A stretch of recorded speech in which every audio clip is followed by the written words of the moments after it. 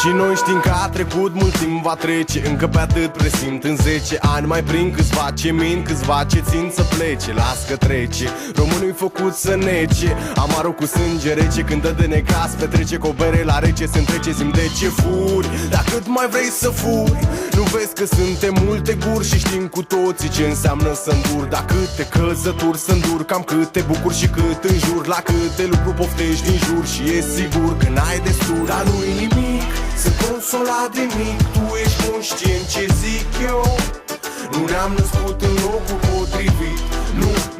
Nu ne-am născut în locul potrivit. N-am primit, am făcut totul din nimic. Dar nu-i nimic, sunt consolat de mic. Tu ești conștient ce zic eu? Nu ne-am născut în locul potrivit.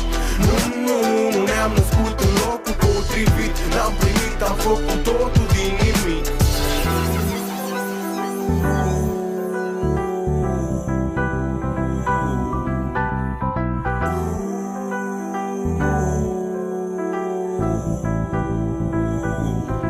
Și ai mei sunt sigur că ai tăi nu m-au crescut cu vânătăi. M-au învățat cum să nu iau pe alte căi. Mi-au explicat că lumea e rea și viața e grea și trebuie să fac cumva ceva. Mi-au spus că odată și odată se duc și trebuie să mă agit, că trebuie să mă lupt. Că timpul trece dintr-un foc, mă plimbă din loc în loc. Mă schimbă după noroc, mă aleargă doar pentru un singur vot. Lumea simte, vrea fapte, nu cuvinte.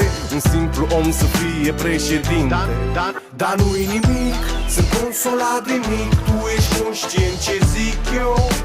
Nu ne-am născut în locul potrivit. Nu ne-am născut în locul potrivit. N-am primit, am făcut totul din nimic. Dar nu-i nimic, sunt consolat de mic. Tu ești conștient ce zic eu? Nu ne-am născut în locul potrivit. Nu ne-am născut în locul potrivit. N-am primit, am făcut totul din nimic.